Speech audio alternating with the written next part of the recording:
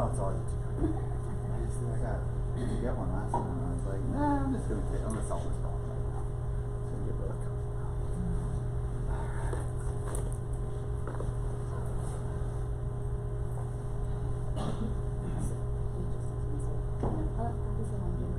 Oh, no.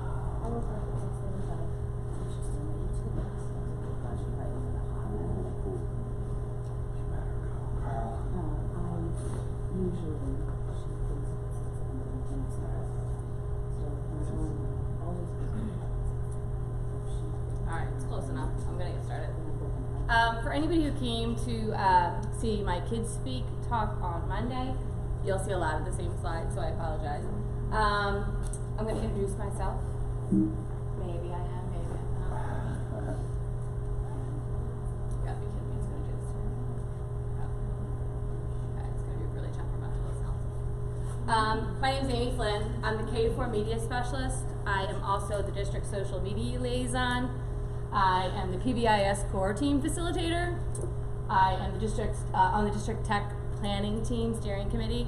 I'm also on the CSD. It's our School District Innovation Team. I pretty much am that person that is on everything because I want to know everything, and I also have a hard time saying no. So this is my Twitter handle. I'm pretty active on Twitter, especially when it comes to KTI. I run a couple of the KTI chats, so I'm pretty active there. I'm also on Instagram as AFlyTeach. I am on Facebook as AmyFly. And then that's my Cheltenham email. Feel free to reach out to me if there's any questions as you get started, if you're interested in starting a TV production program, or any questions at all. I'm pretty quick to respond. So let me just tell you a little bit about myself. I work for Cheltenham School District at our Wyncote Elementary School. I am a Google certified educator. I'm a Nearpod certified educator. I was KTI in 2017, best year there. I'm a member of PACT. I'm Flipgrid certified educator. I was an ISTE reviewer in 2019. I have been a Pete and C reviewer for the past 3 years, actually since I got KTI. I am trained in the Carnegie Mellon STEM Excellence Pathway, which was an amazing program. They take you from the bottom, like they go through each step, and you have this, and you have that, and you have that, and we thought we were like, oh, we're so good at this, and then we're like, oh no, we don't do that. No, we don't have that. No, we don't have that. So it was really great. So if anybody can have an opportunity to do that, I suggest it. And my most important job is mom. I have 5 kids. I have a 27-year-old I adopted. She was a former student. I adopted her when she was 12. I have a 23-year-old, a 21-year-old, a 19-year-old, and then I lost my mind, and I have a 9-year-old, and his name is Jameson, like Irish whiskey. I also got married on St. Patrick's Day, so if you see any of those kind of connections there. And he's really funny. I help run a bar on the weekends, and he was there one day cleaning, and he was like, Mom, who names alcohol Jameson? I was like, I don't know who does that. So I really am a big, firm believer in student voice. Even though I have the littles, I have the K to 4 kids, I am constantly encouraging student voice. I have the best job in the building. I don't have to do grading. I don't have to do homework. I don't have to do testing. I don't have to do parent conferences. I just get to teach kids, and they get to be themselves in my room. I am probably the one place in the building that has the least behavior issues because they're in charge. Technically, my job title is Library Media Specialist. I don't do library. I don't have a library cert. I have a para who runs the library end, and I run the lessons. So I have every single student for 55 minutes every 4 days. And then we also have our TV program, which is after school. This is, they're only 3rd and 4th graders because anybody younger gets to be a little bit dicey.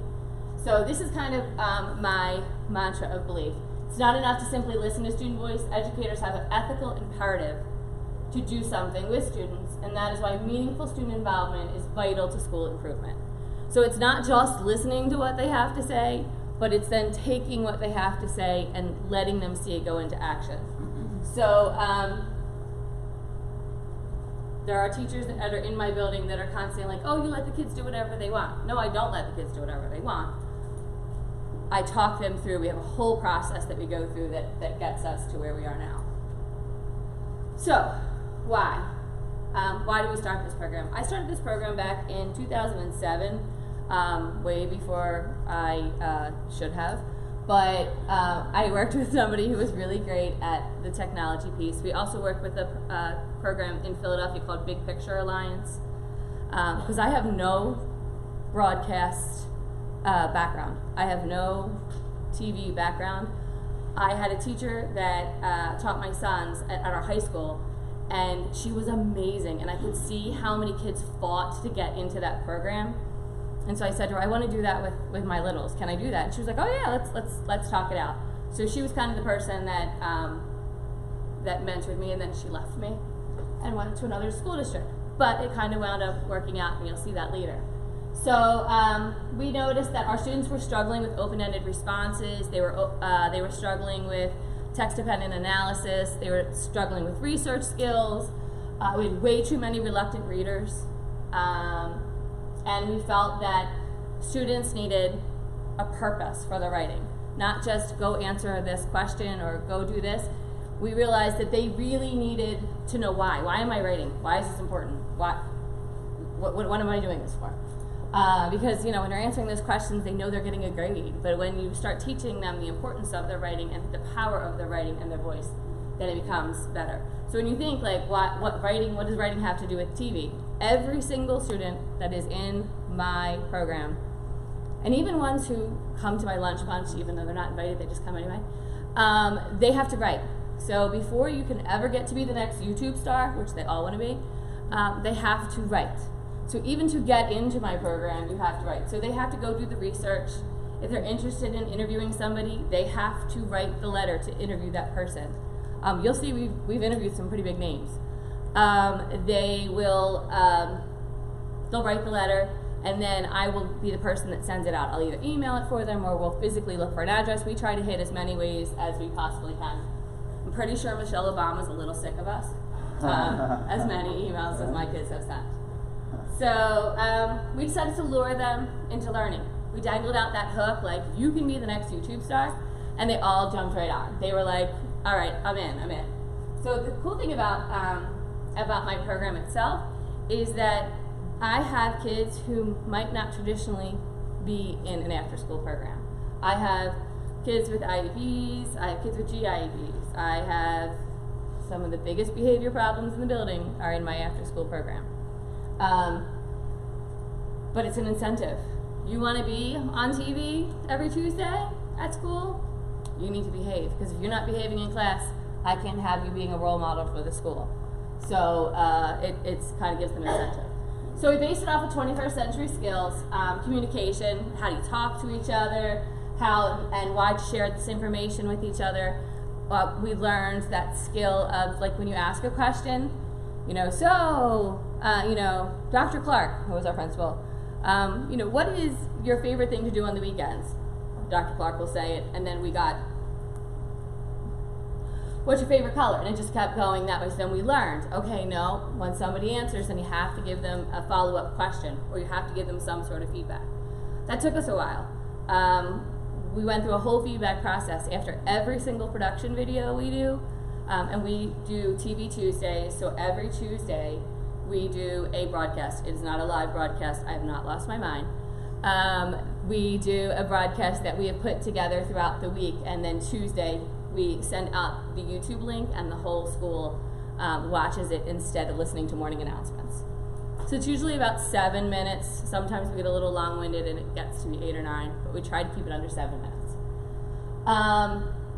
So that's that. And then we talk about how to keep the audience interested with voice, with comedy, with pictures, making sure that we're being clear in the way we speak.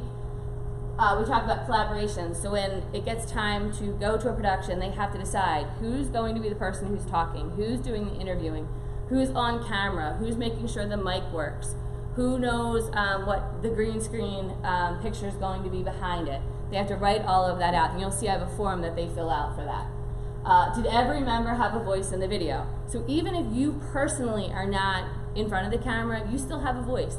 You still have a way to say, like, you should probably ask this question, or maybe we should do it this way, or they're really funny. They're like, you're not centered. Like, you need to be centered.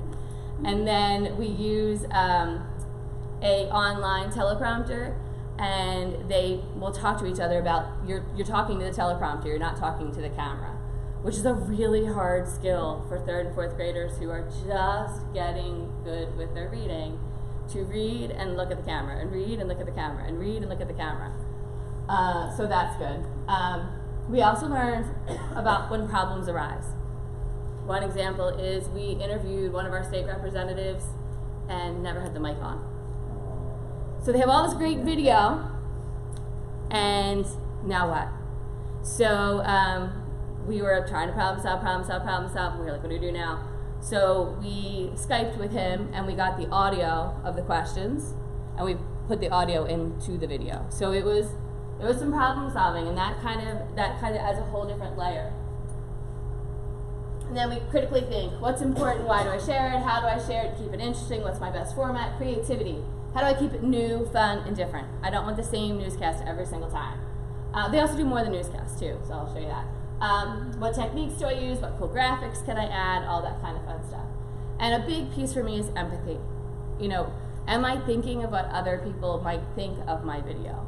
Am I thinking of how they're going to react? Am I considering the needs and wants and interests of the rest of the school community? Are they really interested in learning about this? And if they're not, should I still do it anyway because I'm really interested in it? And I'm including others who do not have a voice. So the 3rd and 4th graders know it's such a privilege to be a part of it that they make sure to include other 3rd and 4th graders in their interviews when they go out to recess, or when they're doing something at an assembly, or they go down, they talk to the K1-2 kids, which is absolutely hysterical, and watching that whole process. So, give them a purpose. We started with the most important question, why? Why are we doing this? So, you'll see this picture again because I messed up. But this is actually my students with their staff shirts on, because they're not crew members, they're staff members. And they're interviewing our school board.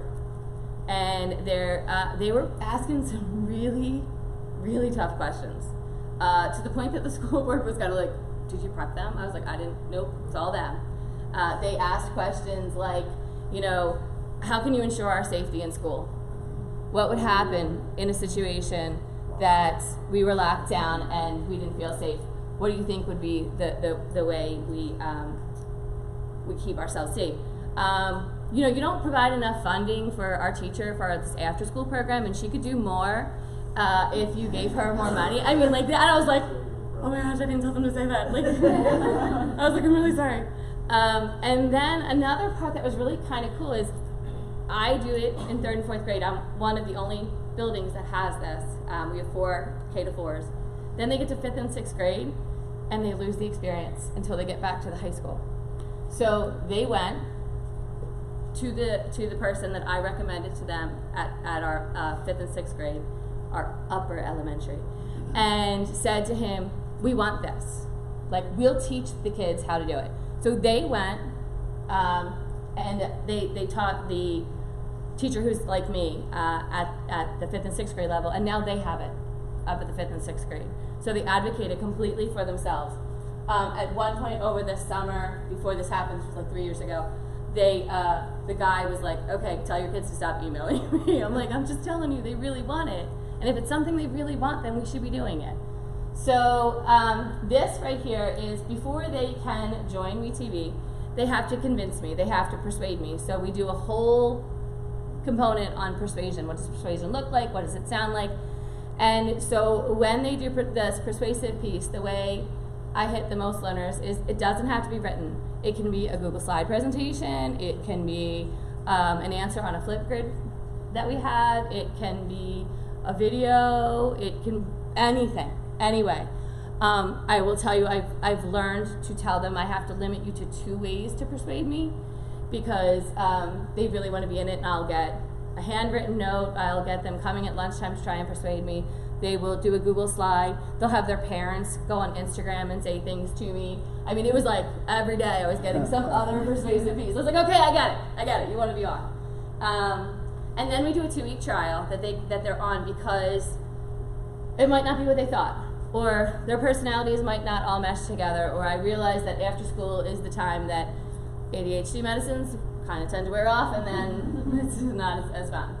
So we have a WeTV studio that the students designed. We went and researched the tools that we would need.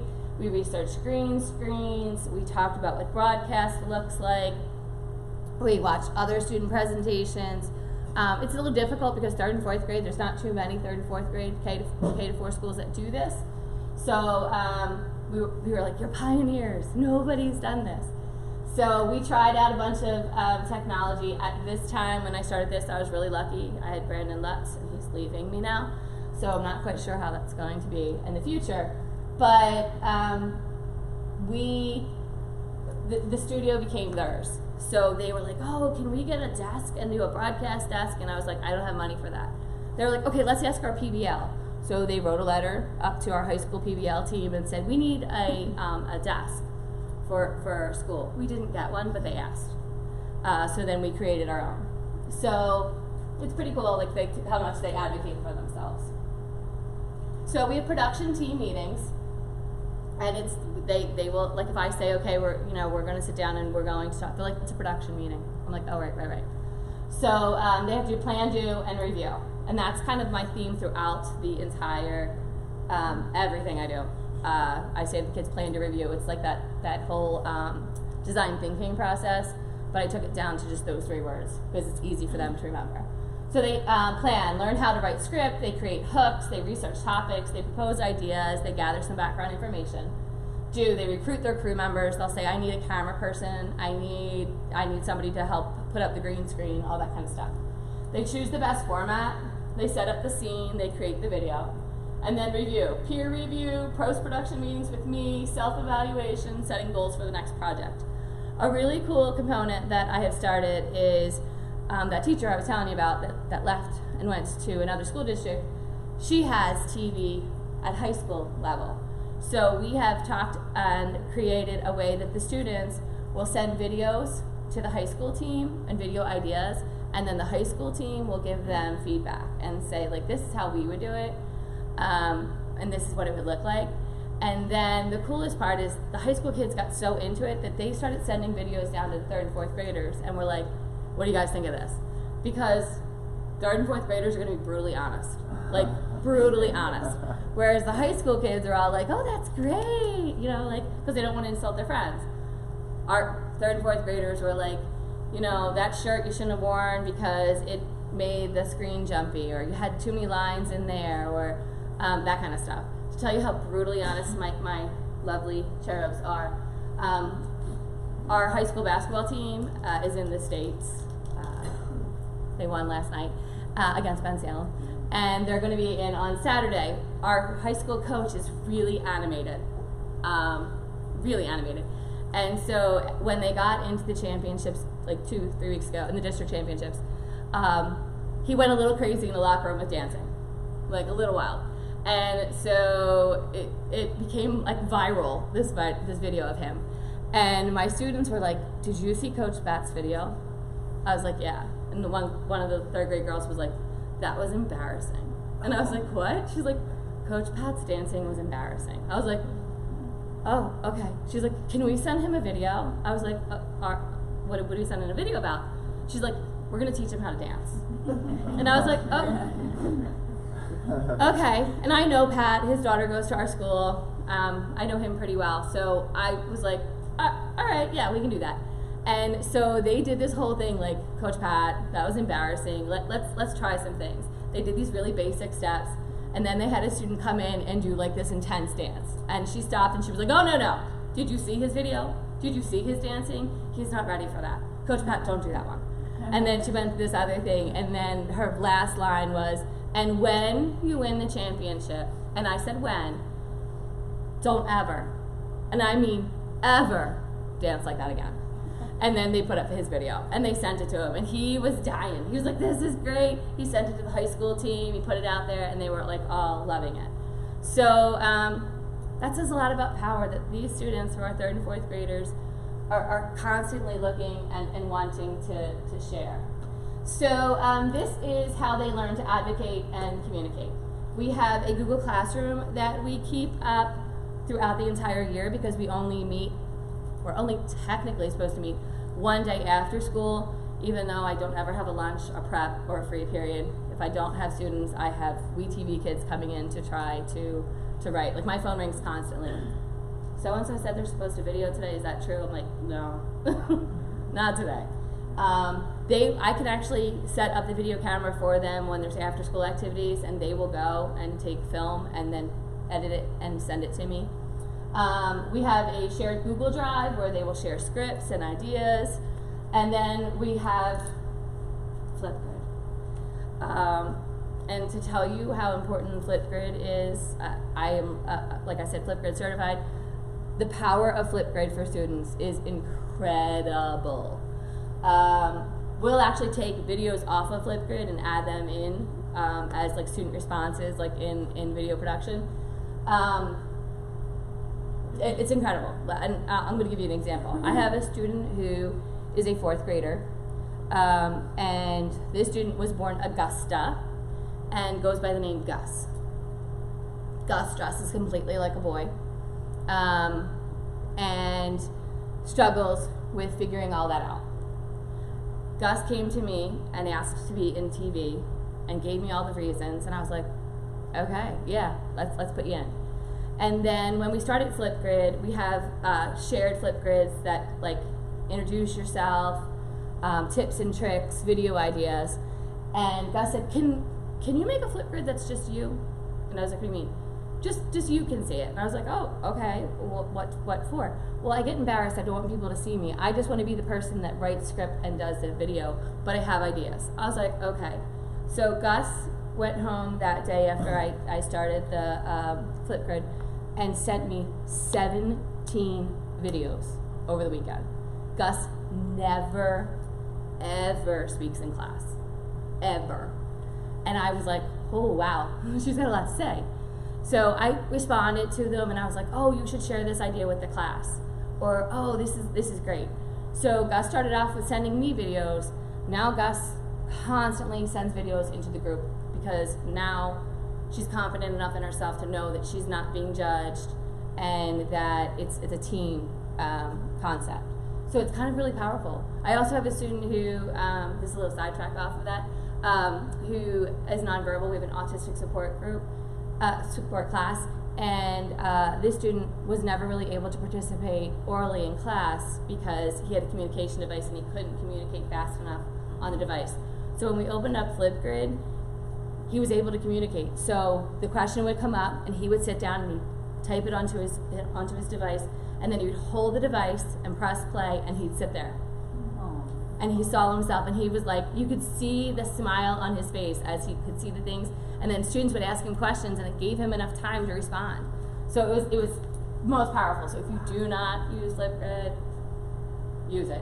It's also really great for a communication tool for parents. You can have kids record what's happening in school. So for me, I teach every single student. I teach 375 students.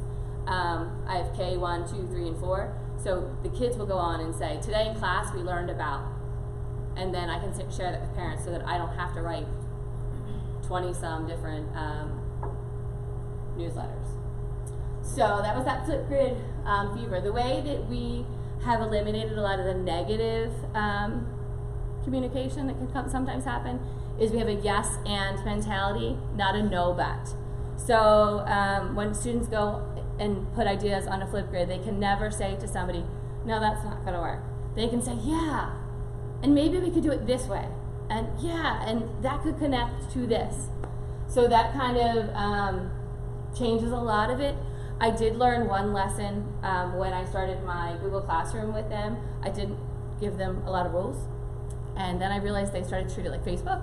And they were, hey, what are you doing this weekend? And hey, Miss Flynn, where are you? And like all these questions, like, oh, no. And that gave me a really great digital citizenship lesson, but it was a lesson learned.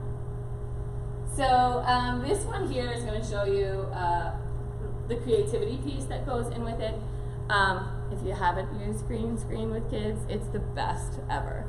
So this was, they learned that they could make themselves have a floating head. And then, of course, we had lots of production after that with floating heads. This is a group of boys who hate to write. And as soon as they got this, they were like, I need to write a script where I can have a floating head. So just listen to the energy that they have. Yeah, they're adorable.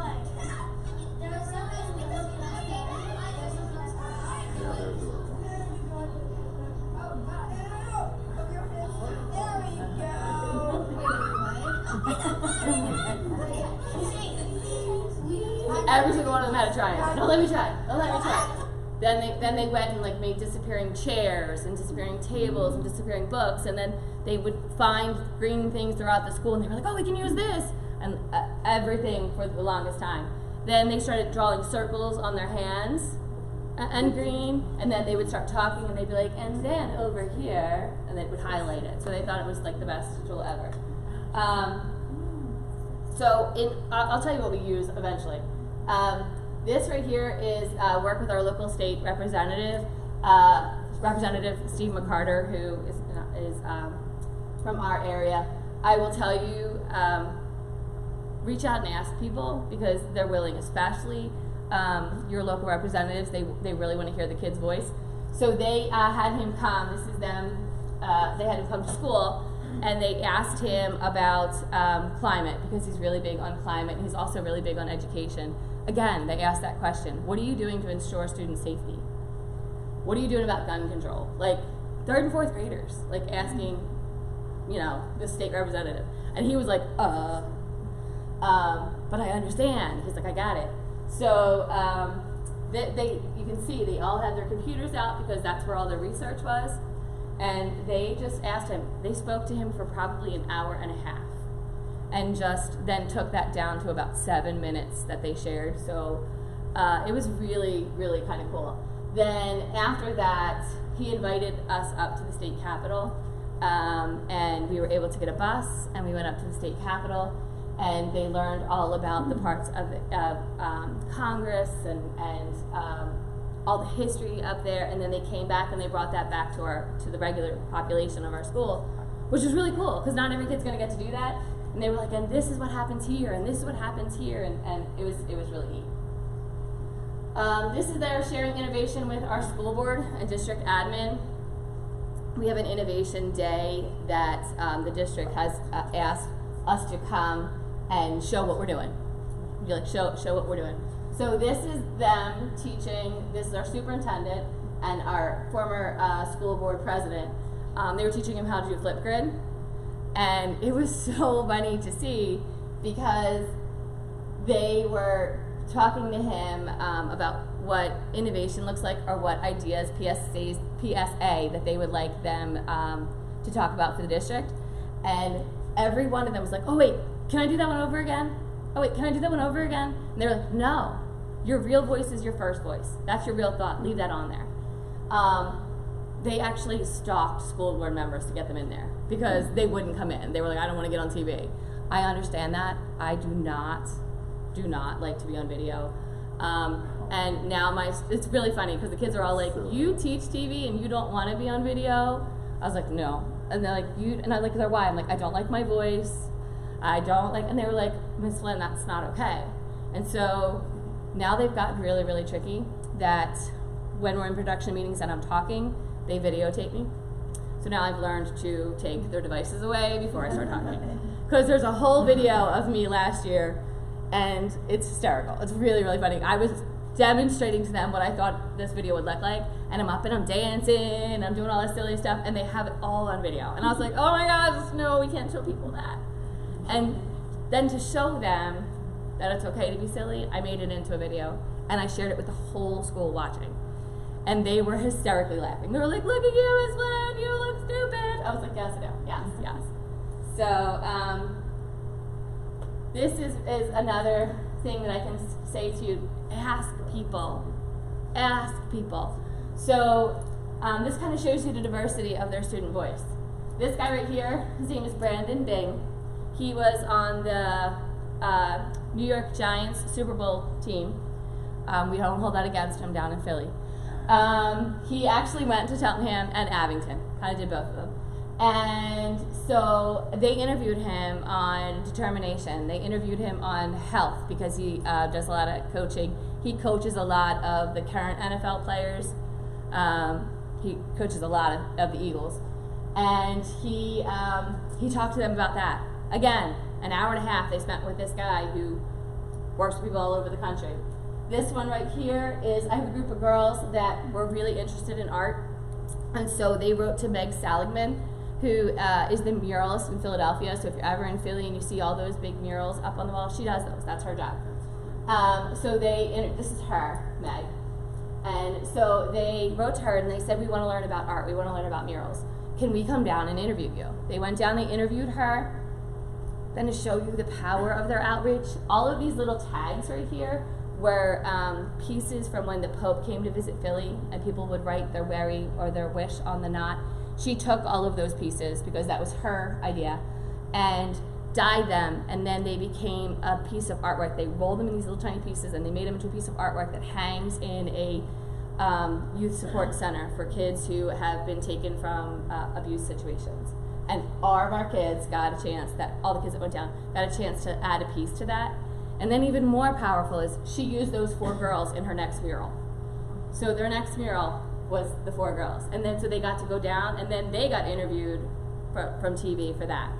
And then this is my favorite video ever. I will send you guys a link on the thing. This is the Tuskegee Airmen. This guy right here flew Eleanor Roosevelt. He sat down and gave them this really powerful lesson about the 4 Ds that you need to have when you're in school. Dedication, determination, I forgot them all right now. And it was so powerful that like, you can see all of them are in awe, like just listening. And then all of those videos that we take, we put them on YouTube, that they get shared out with the school through our YouTube channel. So every single kid has to sign all these waivers and stuff like that. This was really cool. I don't know if anybody watches the Today Show, but Chanel Jones from the Today Show, we contacted her and she let us interview her for over about 45 minutes. Every single student got a chance to ask a question. The way that we ensured that there wasn't repeated questions is we created a shared Google Doc, and then every student would put their question on, so they made sure that they weren't asking anything the same. She was blown away because she was like, how did they know that I have twins? How did they know that my dad is a federal judge? How did they know where I went to high school? And I was like, they researched it. And she was like, wow, they're 3rd and 4th grade. She's like, I have little kids. She's like, I can't imagine it. I was like, they want to know, they want you to see. So she was saying to them, like, that's so, like, impressive that you guys can do that. So this is our, we broadcast weekly news on Tuesdays. Like I said, we do all of our videos ahead of time. This is some of our equipment, and you'll see we get different angles on it. So this would be the angle that most production is from, but then they take different angles so they can do different cuts and stuff.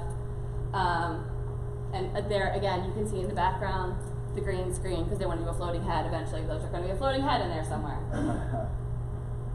They also create PSAs for the school district and for the school. So if there's something coming up or an activity coming up, these guys will be asked to go and create the videos. So this is our superintendent, and he's talking about our action plan. And so the students went and asked him about the action plan, and then they created a video telling the district what the action plan was. Another really cool thing that's happened with this is because we have reached out so many different ways, our high school PBL team for 11th grade wants to create video, and they don't know how to use green screen. So they called up and they said, can you send your 3rd and 4th graders down the street to show our 11th graders how to do green screen? How powerful is that for a 3rd and 4th grader to know that they know more? Oh, so sorry. That would be that's my 9-year-old getting ready to go to school. Sorry. Oh well, he's gonna be upset. they, like the power of that, like that they know more than an 11th grader, and that an 11th grader is asking them, like, for their expertise. So that's pretty cool. We also went, as part of PACT, oh yes?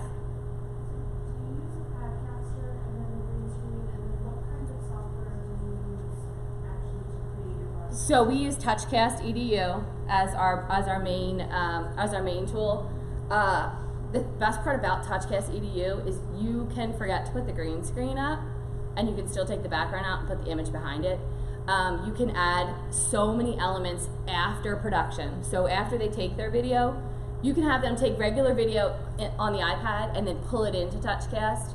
They can take the videos at home on their phones and send it, and we can pull it into TouchCast. TouchCast, you can add titles, you can add pictures, you can add video, you can add voiceovers. It has got so many great components. Is that a free program? TouchCast EDU. Yeah, I think it's called Touch Studio now. Touch Studio now. Yeah, I'm like, it's Touch Studio now. That's what it's called. Because it's changed over time. But I will tell you, it's Touch Studio. Touch Studio. So a T and an S, like purple and blue. And then once they sign on, those videos live there. And then we can pull them down. So sometimes what I'll do is I'll realize the sound quality isn't super great because of the way that the kids were standing or the student themselves is quiet.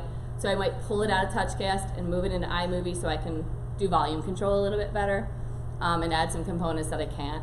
But for the most part, it's all done in TouchCast. Yep. So what do we find? We found that kids could not stop researching and writing. They wanted on air, they had to write. Writing skills improved as they learned the importance of audience and focus.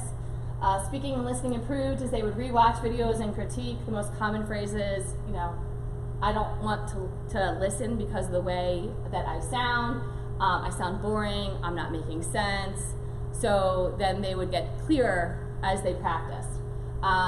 They learned the 4 C's of communication, collaboration, critical thinking, and creativity through the lens of empathy. But empathy is always the center of our projects. It's really funny though, when I say to the kids, what are the 4 C's? They always add different ones. They're like community and like all these different things. And I'm like, oh, yeah, that's a good one, but no. And then they took these projects and these skills and they've applied them to their classrooms. So they will go into their classroom after things and say, hey, Mrs. Stock, I know you always want to do book talks this way, but why don't we try to do book talks like this? Why don't we do it on a Flipgrid? Or why don't we do it on TouchCast, and then we can add the setting in. We can have the characters pop up. How powerful is that? That a 3rd and 4th grader can go back to their classroom teacher and say, I have a different idea. Can we try it? So that's pretty cool. So now what are we at? We're working with peer expert groups. So because I cannot do it everywhere, I've created these little mini-me's that will go into classrooms and help support teachers with using TouchCast, with using the Padcaster. And so if a teacher wants to do something, for an example, the 1st grade team wanted to create videos on Chatterpix for their animal research. So they were like, oh, I'm not really quite sure. Can you come down and show me? I'm like, I've got class all day. I'll send a couple of my team down. So my 4th graders went down, showed the entire 1st grade team how to use Chatterpix, how to take it into a video, how to move it into TouchCast and go to production. So that was pretty cool. Yeah. So they take weekly suggestions from teachers. They go around on Monday morning and say, we're getting ready for Tuesday's broadcast. This is what we have. Do you have any other suggestions that we might have missed? They'll go again on Friday and say, okay, we're planning for Tuesday again. Anything that you think that we should make sure to add. They meet with our principal and they ask her what things that she wants on the news that week. I don't know how many times a day I say, okay, go do it. Okay, go do it. Oh, you want to do that? Okay, go do it. They collaborate on Zoom with different people. So the example was Chanel Jones. We communicated with her on Zoom. I couldn't take my kids to New York. And so we did that on Zoom. We interviewed a lot of people on Zoom. We interviewed a couple of other state representatives. We interviewed local TV people. We interviewed a couple authors that the students were interested in. Anybody who comes into our building, like I say, like before you come in, I'm going to let you know, I'm going to have kids who are going to come up and they're going to ask you questions. Be ready. We just had Apex at our building for 2 weeks. Best fundraiser ever. If you guys are, anybody's looking for fundraisers for your school, we raised $17,000 in 2 weeks. $17,000. And it took nothing on the teachers. So these two athletes came to school and they spent 2 weeks in the school teaching the kids about leadership. They taught the kids, they went out on the playground and they showed kids how to play playground games and all that kind of stuff. So the kids documented that all week and then were able to share it out with the parents so the parents could see like what's happening and what Apex was doing. And we started to see the first couple of days we didn't put video out, but then as the kids started to put video out and explain what it was, like we reached 36 states. We reached 2 different countries, and so the kids just got to see like, okay, the more we share our story, the better it is. Because I tell them, you need to tell your story before somebody tells it for you. Tell your story, because otherwise people are going to make it up. Like, oh, you know that kid Gus? Gus has no friends. Gus doesn't talk. Gus is really shy. Not anymore. Now they're like, oh, that's Gus. Now I know who Gus is. So it's pretty powerful. So what can you do? Can this work in your classroom? Yes. I say start small, one project, and that's how we started. We started our Kids Speak project with a bullying PSSA. And so the students created a 30-minute PSSA. It took us probably 4 months. And it was great. And that got them started. Then the next year, we did a second bullying PSSA. Like, we just kept it small projects to start with. Eventually, I lost my mind and do Tuesday TV, which is a lot. It's a lot on me, because I have to teach them, and half the time I don't know, so then I have to figure it out. But it makes it worth it when you see the students. And empower the students by making learning meaningful by giving them that voice. So, tools we use: Padcaster, green screen, iPads. We use TouchCast EDU, we use iMovie, we use Do Ink, we use Clips. We're always adding more. I will tell you, again, the students know that this is the place that they know more than me. So they'll come in and they'll be like, I've got this great app that I use on my phone. I'm like, okay, let's see it. So then they go get the phone that they're not supposed to have and bring it in and show it to me. And of course, my initial reaction is, you're not supposed to have that. But I don't say that. I'm like, okay, show it. Because the only reason I brought it to school that day was to show me this app. And so then I'll add that, into one of our tools. Like, let's try it. Let's see if it works. They're always suggesting to each other. Like now it's kind of funny. Like they have this little friendship groups that they meet on the weekends and create video and bring it in. I've gotten some really funny videos from home. So one of the big reasons I got to this is we had George Kuros come to our district, and he spoke about what classrooms need. And it needs to be learner focused, not about me. So he talks about the 8 components that you have. You need to have voice, you need to have choice, you need to have time for reflection, opportunities for innovation, critical thinking, problem solving, self-assessment, connected learning. TV does all of that. TV production, videos.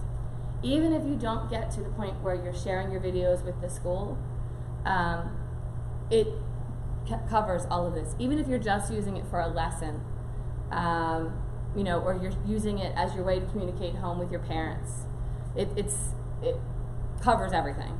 So if you haven't heard George speak, he's amazing. Actually, the funniest part about George coming to our district was he came to our district and he goes on this whole big thing about permission to take pictures and how parents get all like worried about taking kids' pictures and putting kids' pictures on video.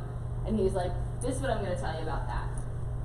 He's like, any parent that ever complains I go up to them and I say, oh, okay, click. Oh, okay, click. And we're like, what are you doing? And he's like, I'm taking pictures.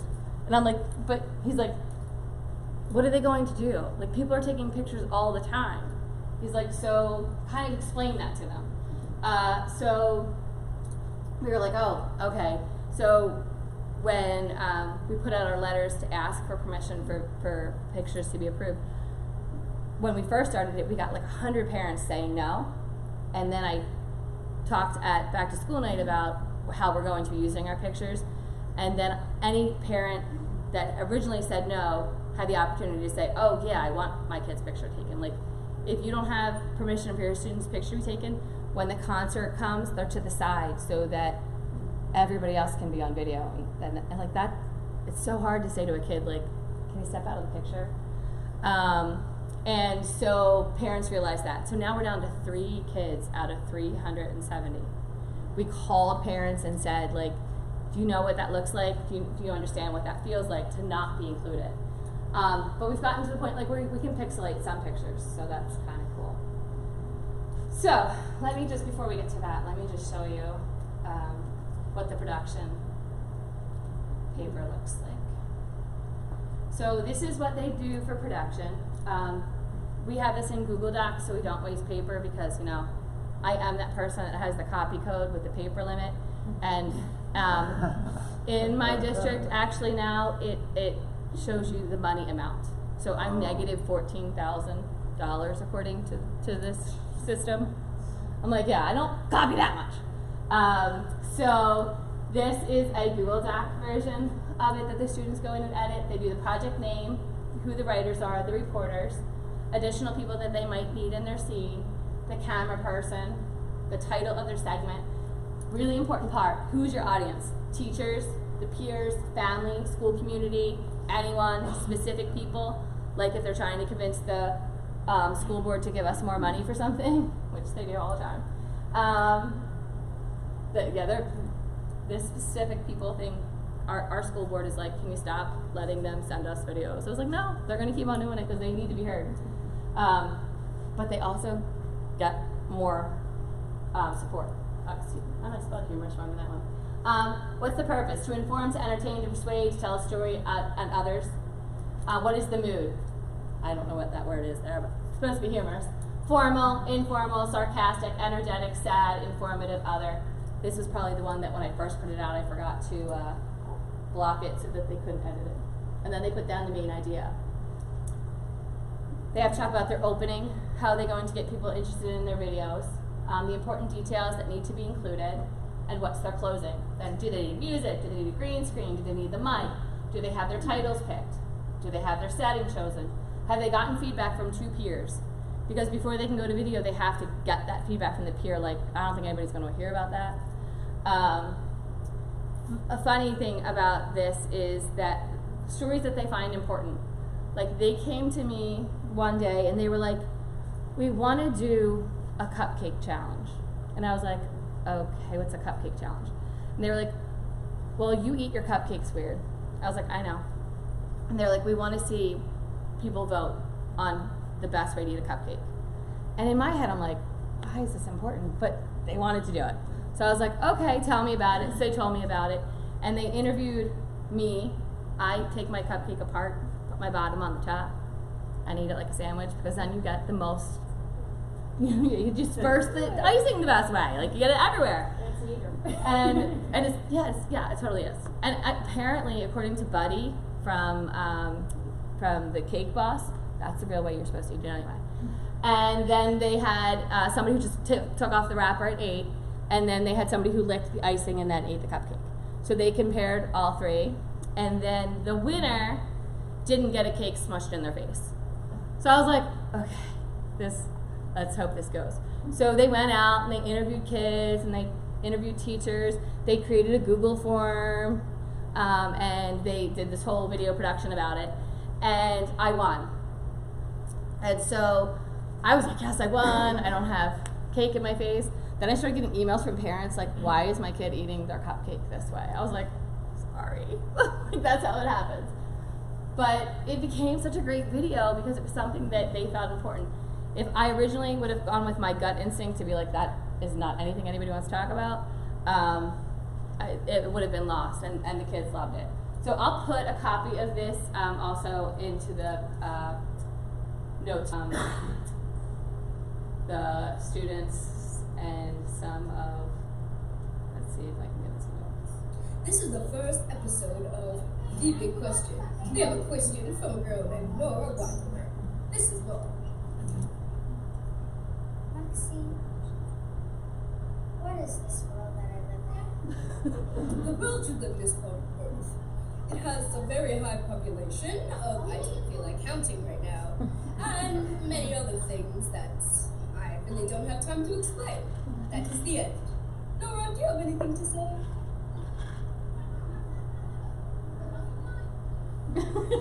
I do. I felt like saying this. Oh, body. This is a kid who is silent in class. She is the rule follower. Never, ever does anything wrong. So, I mean, look at that. Like that's just great. So, I can go and I can give feedback myself. I can share it down for us to add to production. I can edit it for them. I can do all kinds of good stuff on there. They love to go back and then comment on each other's and give ideas. This is Gus. This is my Gus. Love this kid. Hi, Gus here, and I'm here to tell you a little bit about myself and why I joined TV. Well, I guess I can start by telling you a couple of things that are my favorites. My favorite sport is baseball. My favorite specials are Me. and my favorite subject is social studies. The reasons that I joined the TV is that I can inform my friends and family about events that are going on in our school, like the Apex Run, or assemblies, or special after-school things, or Author Illustrated Day. That way everybody can be informed and know what to do and what to do. I'm glad that I joined the TV because I can hang out with my friends and Mrs. Flynn while also informing the school. It's doing good and having fun. I hope the next people next year join the TV too. Bye. There's a kid that you would have never known. You know, so it says a lot. But it's cool. They go on and they do tips and tricks and things to add. You know, like a lot of those videos were at recess time when they were doing indoor recess, and otherwise they would be getting in trouble. So they go in and do them there. This little girl last year would see me at the pool and be like, I want to be on WeTV. I want to be on WeTV. I'm like, okay, it's not time yet. But every day would see me at the pool and ask me about that. So I'm going to leave you guys. I do have a YouTube channel that's not working right now. I want to be able to show you guys some of the production that they do, in case you guys had some questions or some different ideas. But I will send that link hopefully in the video. So I'm going to leave you with something that I do every day in my classroom. So at the end of every lesson, I have a tool called What Stuck With Me Today. What stuck with you today from this lesson? When you walk out, what stuck with you? So it could be some kind of social emotional piece. It could be something about collaboration. It could just be, I had a really bad day today. Or one student wrote, I hate Tuesdays. Like, okay, good to know. But it informs my instruction for later. So when I go on there, I can see what kids have been feeling about the lesson, what they liked, what they didn't like, so I can continue more. If they have a question, they can put that up there. So for the students, I don't use it as Padlet because even though I'm supposed to teach technology in my job, I don't have that. I have 8 computers. So unless the students bring them from their classrooms, I don't have those. I have iPads. So what I will do is every kid gets a Post-it. They write their idea on the Post-it. They post it as they walk out the door. And then I take the Post-it app, which I don't know if you've used that one. It's really cool. So I take the Post-it app and I take a picture of it and then I move them. This was a social emotional piece, this was an academic piece, this was about me personally, like the kindergartners, right? Like, I love Mrs. Lynn, or Mrs. Lynn's the best, or she's so pretty. I'm like, oh, yay. So whenever I'm having my 4th graders who are telling me I'm just horrible, I go back and I read my kindergarten comments, like, oh, look, they love me. So I'm going to ask if you would do that as well. So this is the QR scan code, or you can just go directly to the Padlet. I did this in my last session, and I realized things. I was like, oh, I didn't realize that was such an important thing. I would appreciate that. If you want to, while you're on there, you can leave me your email if you have any questions that you want answered. Like, somebody put a question on my last Padlet and didn't put an email, so I don't know who it is. So if you can, please fill that out. And then I'm just going to show you a picture of my kids so you can see the diversity of my crew.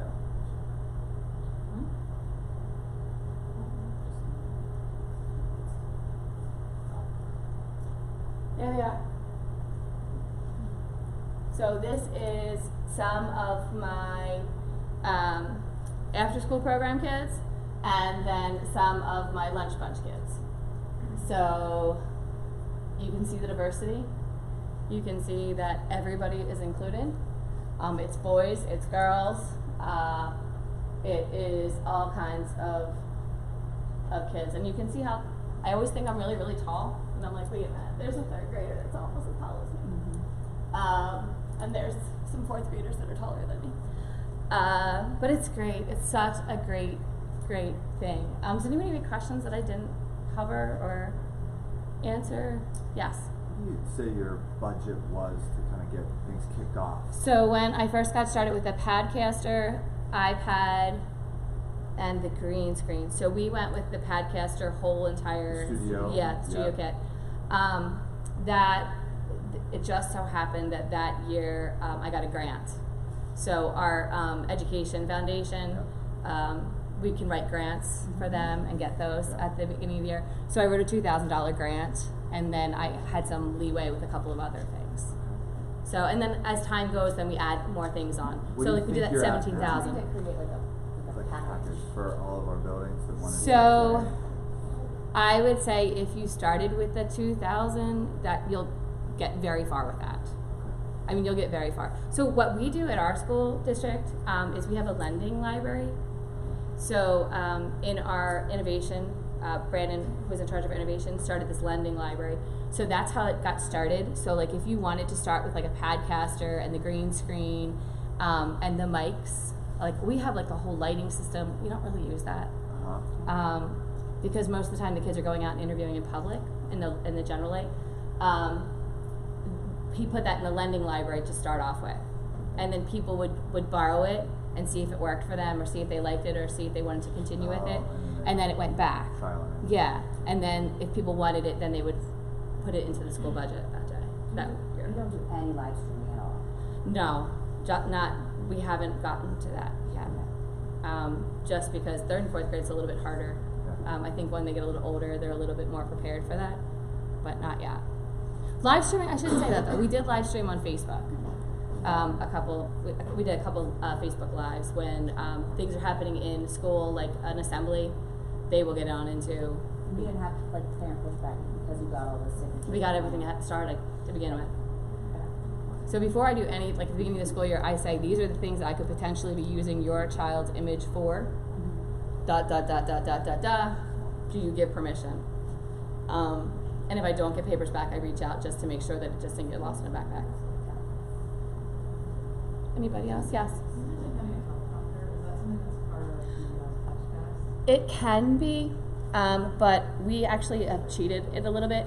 We take a second iPad and we put it in front of, and we use the teleprompter online, an online version, because you can do tons of online teleprompters. So we set that second iPad up in front and do it that way. There are times when the students will just put the teleprompter on their computer next to them, and they'll check it, and then they'll talk, and then they'll check it, and then they'll talk. So that's a skill in itself. It's such a skill in itself that took us a while. There are videos the kids will be laughing at each other, like, what are you looking at? The teleprompter. So, but anybody else, anything? No, I thank you for your time. Like I said, feel free to reach out with any questions. Did you have your contact on the front?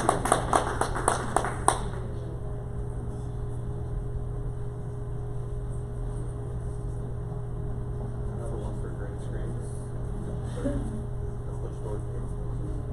Yeah, you can use a dollar store green tablecloth. They're fantastic. They're $1. Yeah. $1. You just have to order them at 8. Like, I think it was. I get them in 6x6 well, standard rectangular table. I meant like quantity. Like mine didn't have them Yes. in stock, but you can order them online. Yeah. If you order enough, they'll. Yeah, I order 100 every year. Touchcast actually has a feature That way I like just give them to the kids and You the kids can- just and- take them home and they can So do the recordings of that and send them in. You have to have like 100 Yeah. subscribers. Right. to live stream.